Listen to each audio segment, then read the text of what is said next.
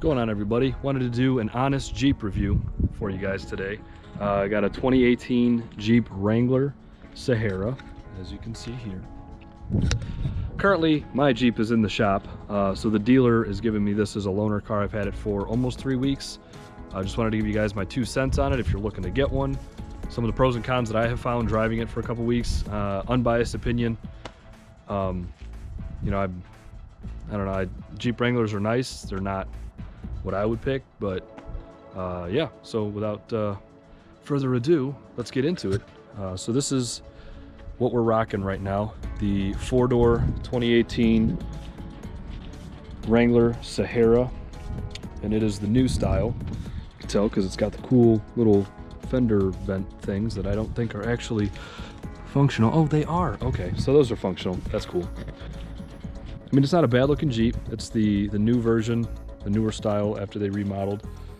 Got some nice little details in there. The headlights got the little Jeep grill on the front.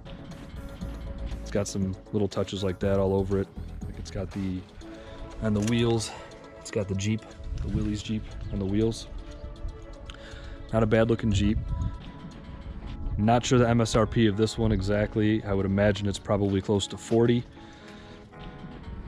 It's got 4-wheel drive if you want it. Right now I just have it in rear.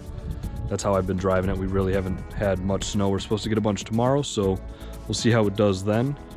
But yeah, so just a little walk around of what it looks like. I like the color. Honestly, I don't know what the color code is, but I like it's got the matching fenders, and it does not have a matching hardtop. This is just black, so don't let that fool you. But it does look good on this particular car because it's darker. It's less noticeable than if you had it on a white Jeep or something like that. But yeah, let's take a look under the hood. This one has the 2-liter turbo. As you can see, the turbo right there. It's got some decent pickup. I will include a 0 to 60 video in here as well.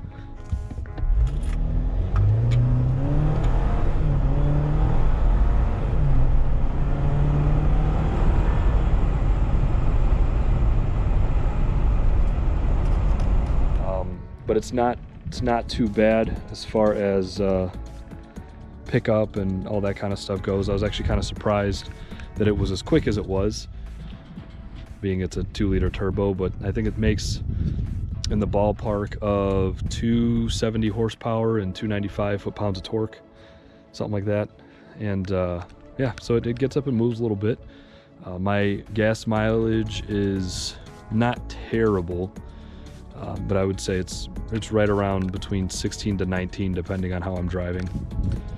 So if you drive a little nicer than I do, you could get 20 into the mid-20s, I'm sure, but kind of have a little bit of a lead foot. So, and I'm not used to driving something that's slower, I guess. I have had it in 4-wheel drive a couple of times, and the inside's gotta be dirty because I'm using it every single day to go to and from work. So I'll show you guys the inside real quick. Nice little display here. It's also got a touch screen as well. It does not have leather seats, which the Sahara is used to, but this is just cloth now. It does have the leather wrap dashboard and steering wheel, as well as, I think this is leather on the shift knob, leather here. This part's kind of cool. In the cup holder, it's got a little slot for your phone, so you can put your phone in there, just like that, which I thought was kind of nifty. Mine's it's a little tight because of my case, but I usually tuck my phone up in here, but that's not too bad. No place for your sunglasses, which makes sense because you can take the roof off if you'd like, so I just throw mine up there along with my iPass.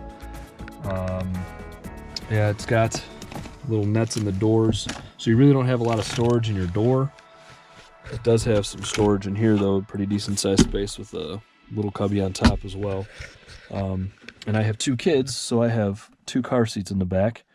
But when they get in, I do need to move my seat up a little bit so that they can fit, because I don't know if you can really tell, it is a little tight. That seat is back all the way, so it is a little tight. Myself being 6'4", I can't move up too much, but I can move up enough that I can get my son in the back seat. So go ahead and turn on accessory here. It's got a nice little display up there. It says Sahara, and then it goes into press, brake and press the start button and you can get started. Yeah, so I'll show you guys the sound system as well. This one comes with the Alpine stereo in it, so it does have a subwoofer in the trunk that's built in, and it's got several speakers. Got them up here. It's got them up here in the pillars. So the sound in here is actually very, very nice. I was very surprised by how well it sounded. So that I will definitely give an A+ to. And I'll get some music going here, some non-copyright.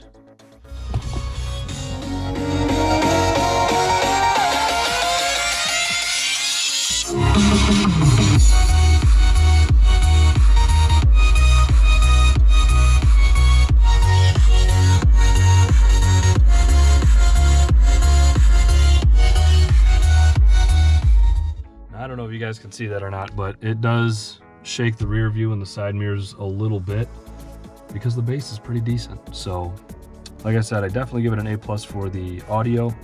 Drivability, it's a Jeep. If you've ever driven a Jeep Wrangler before, I'm sure it's not much different.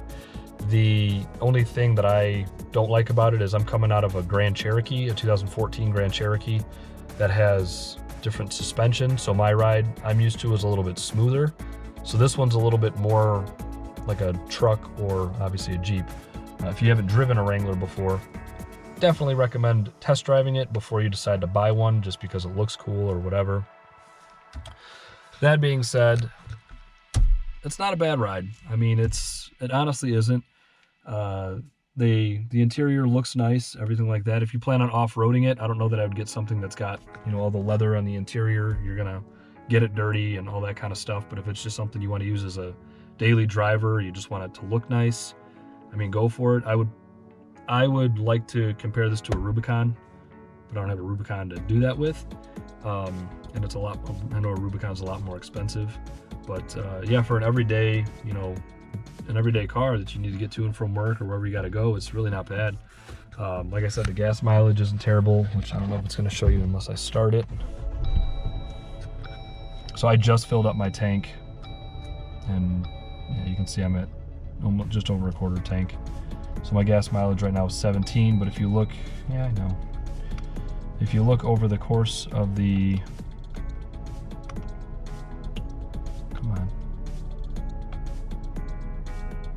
There we go. Over the course of the vehicle's mileage, the average is 19 miles per gallon that it's been getting. Since I filled up, I've gotten 17. That was 56 miles ago. So gas mileage is not terrible. It is fairly quiet. I mean, you can't really tell that it's on. Kind of hear the turbo and the air intake and everything. It's kind of cute. But yeah, so like I said, not a bad vehicle. Definitely test drive it before you decide to purchase one. Depending on how tall you are, if you have people that you need to get into the back seat, that is something that you're going to want to consider. There is less room in the Wrangler than there is in the Grand Cherokee, and it's a little tighter in the Wrangler. And one of the other things that I'm not a fan of, which I know there's nothing I can do about this, but they have this for the door. So if you want to remove the door, you can unplug this and all that. But if I ever want to put my foot up here, I always whack it against this thing, and it's always pressing up against my leg. That's just annoying. It's not really an issue with the vehicle. It's just annoying to me. But I like everything up here is, it's fairly straightforward. It does have a nice display. The reverse camera, actually, I will show you that as well. The backup camera is crystal clear. I was actually kind of blown away by how clear that was. So if I put it in reverse, that is a very, very clear image. Definitely more clear than, like, you can see all the little pieces of rubber on the spare tire right there. But it's definitely clearer than my Grand Cherokee is, for sure. And hopefully I don't have to turn it back on again. And I like that they have all the media stuff right here, so it's easy to get to. I've not really ever been a fan of the window controls being in the center like this, but that's just a personal preference. I mean, if it's easier for you, that works for you then, but I'm just not a fan of that. I can kind of take a look in the back seats a little bit. So don't mind my water bottle here. Like I said, my seat is all the way back, and that is all the clearance that you get between that and the car seat. So it's not a lot of room, so I do have to move my seat up anytime I have my kids in the back. But the backs, you know, the back doors are the same thing. They have the little nets in them. Got the leather on the door handle there. I do like this though. This is actually metal, it's not plastic. The back. So there's the Alpine subwoofer. Looks like it's a 12 maybe. It's at least a 10, but that looks like it could be a 12 inch. So you got plenty of room back here, which is nice if you're grocery shopping or you're gonna go out for the day and you want to take some stuff with you. You got plenty of room. And then I believe, yep, that's all that I got. So, hey, someone's paper. Okay, rental agreement. It's not mine. Then you got your charger back here if you need one, and then you can disconnect everything if you want to take the top of it off. So that's easy.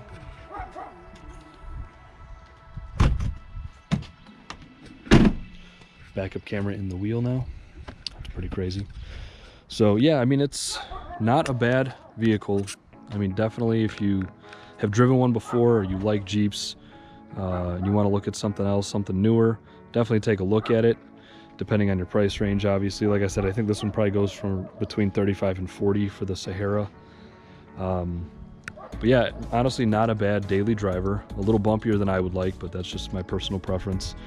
And it doesn't look bad in my opinion either. I mean, I know a lot of people do the upgraded bumpers and stuff like that, wheels and tires, but for something that you're just gonna, you know, putt around in, it's really not a bad ride. Like I said, I'm really not biased, you know, for it or against it, anything like that. I personally wouldn't buy one unless if I had a lot of money, I would buy one as like a second or third car maybe. If I wanted to, you know, put the big tires on it and all that stuff, I'd get a Rubicon though. But yeah, other than that, it's really not bad. Definitely recommend test driving it. I have driven it through my front yard. That doesn't really count though. But not a bad ride. And looking on this side too, it's gonna be just as dirty. But yeah, not a bad ride. There is plenty of headroom, which is nice for the taller people. So the only thing, another thing I did not like is adjusting the seat, is you have this strap that you pull on instead of like the lever on the side, which I prefer. But I wasn't a fan of that. It took me about 4 minutes to figure out how to adjust the seat on my side. So, and I do like the shifter with the red button on it. Makes me feel like I'm in a spaceship or something. But yeah. Sorry this video was boring, but I wanted to give you guys honest opinion about it. I know I didn't cover everything, but I hope I covered some stuff that people might have questions about. So hope you guys are having a good day. And if you did stick around for the whole video, I appreciate it. Thank you. Consider subscribing. I do a lot of car videos, as I'm sure you'll see me post something on the screen of another car video, probably my Jeep braking and going to the shop. But I do a lot of car videos, and this is just the loaner that I happen to have, driving it for a couple weeks, and want to let you guys know how I liked it so far. So yeah, but not a bad ride. So the stereo is like key for me. I'm a huge sound guy, so that's makes this whole thing bearable, I guess. But hope you guys are having a great day, and we'll see you next time.